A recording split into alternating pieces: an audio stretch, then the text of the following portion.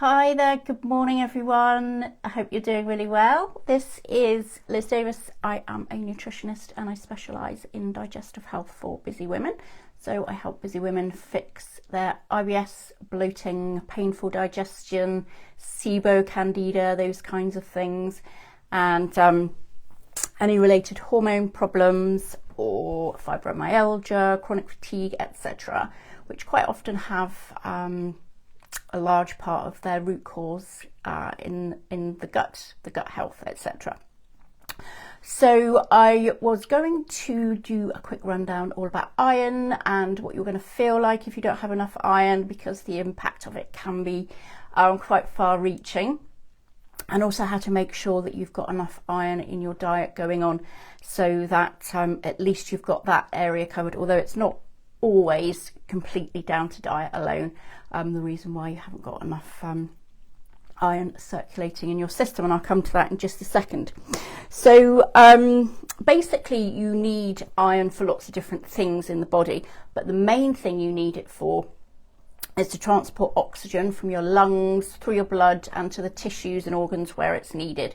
So if you haven't got enough iron, you're going to not really feel so great because your cells aren't getting that vital oxygen that they need. So low iron is very often associated with anemia. So anemia means you haven't got enough healthy red blood cells available to transport the oxygen around the body, and that's mainly because you need iron to make hemoglobin, which is the part of the cell, the part of the red blood cell that's going to transport that iron around for you. So if you don't have enough iron on board, you're going to feel very tired, very lethargic, be prone to infections and all sorts of things.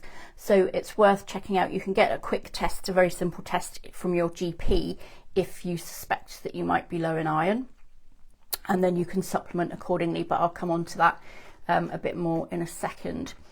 So not only does it transport the oxygen around, but it's also vital for hormone health as well. And if you don't have enough iron on board, you're going to find it very difficult to exercise because your muscles won't have enough oxygen to, to function optimally and that kind of thing. So the signs are, if you're low in iron, there are a few signs you might be, and you may have stuff like funny food cravings. So a typical one would be craving ice or craving dirt or other things that aren't food, for example. You may have a very pale appearance. You may have anemia, as I just mentioned, muscle weakness with that difficulty exercising, shortness of breath, palpitations, and also hormone imbalances as well. So you'll be more at risk from iron deficiency if you are, for example, a woman and you have very heavy periods. That can really knock out your iron levels for a few days afterwards.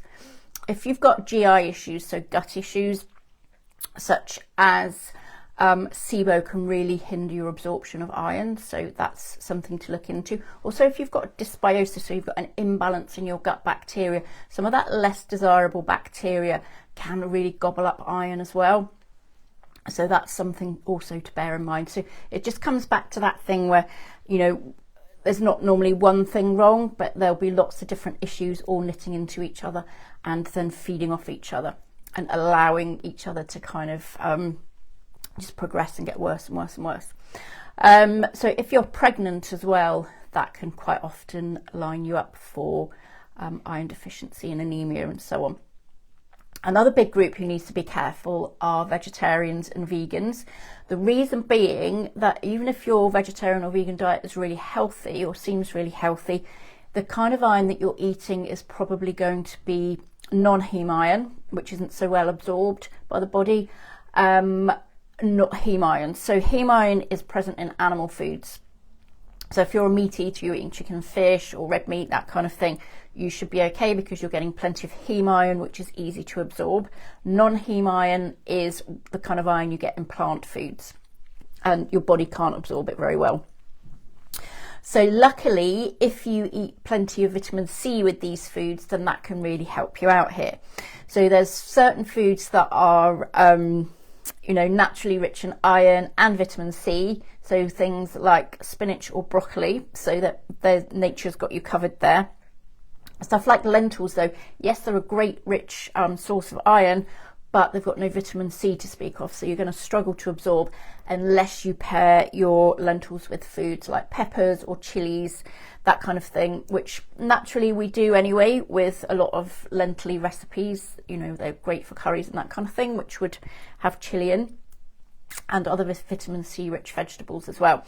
So that's always got what you've got to be thinking if you're vegetarian and vegan.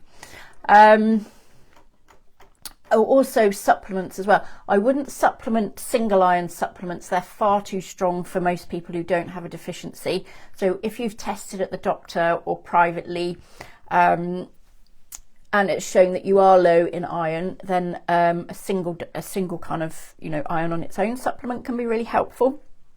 For everybody else, I wouldn't touch anything other than the levels of iron that you're going to get in a kind of standard multi-nutrient, multivitamin.